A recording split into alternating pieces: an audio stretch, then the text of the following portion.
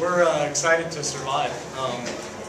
We played an unbelievably disciplined and well-coached team. We knew that going in. We thought there were some specific toughness things that we were going to be able, or we're going to need to be able to get accomplished against a team that we thought was a lot like ourselves.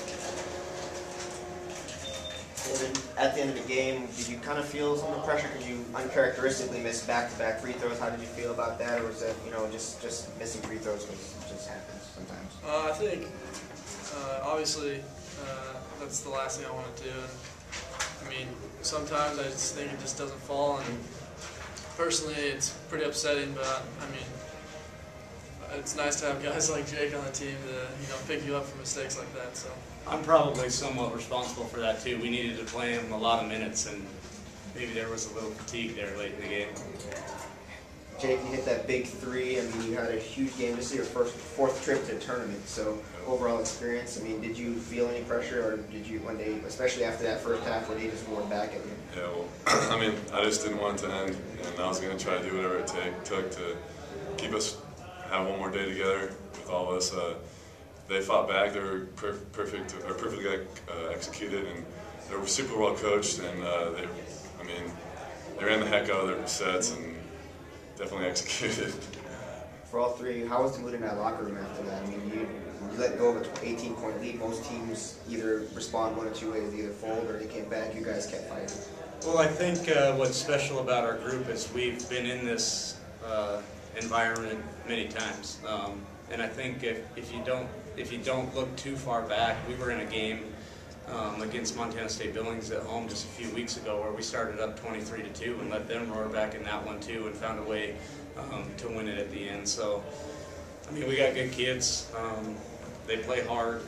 I don't think one way or another we were going to get ourselves too rattled. I think it's just nice to see how we hung in there and found a way to get it done at the end.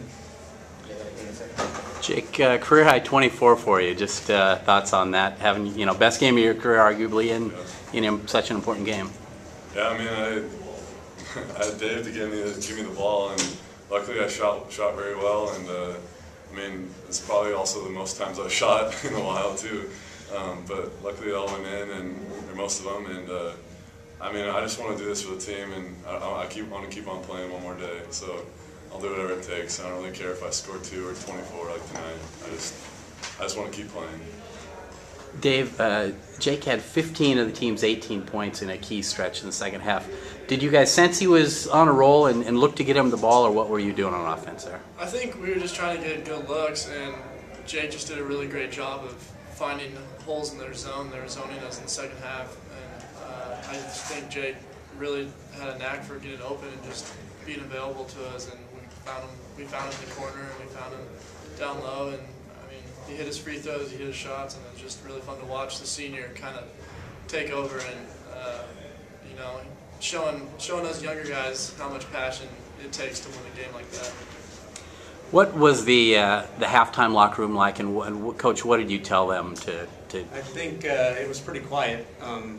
Nobody had a lot to say. I think we were discouraged with ourselves that we let them back in the game that easily. I think there were two things that we needed to address. Number one, we weren't doing a very good job defensively there the last 10 minutes of the first half. They executed on us on multiple consecutive possessions. So we talked about having a little more toughness on that end of the floor. Our coaches, at least together, talked about the possibility of using our zone in the second half too to maybe try to slow them down a little bit, and I think that really worked for us. But I think the big thing is the last 10 minutes of that first half, their zone really bothered us offensively. We weren't getting any movement. The ball was just kind of being moved around the perimeter, and our bigs weren't getting involved at all. So I think you can look at the box score. Our big message was we need to get our 4s and 5s involved on offense against that zone. And if you look at the box score, Jake was able to stretch it a little bit, and then we got the ball to Andy on the block too. Rebounding, that's probably where the advantage was. You guys out-rebounded by plus 13. Plus 13, so just overall, that had to make you happy as a coach. For me, in coaching, and these guys will laugh, rebounding. I'll speak as a player. Rebounding for us is the single most important thing. We've had a lot of nights where we've turned it over too much, and the rebounding is what has allowed us to overcome that.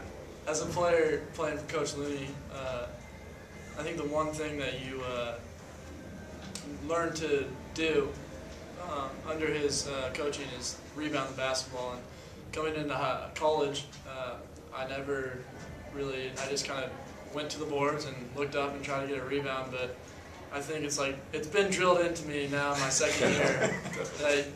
We know exactly what we need to do, and I just think this game last year we played them, and they shot like in the 30s field goal percentage wise, but they out rebounded us like by 15. 18 offensive. 18. They had 18 offensive rebounds.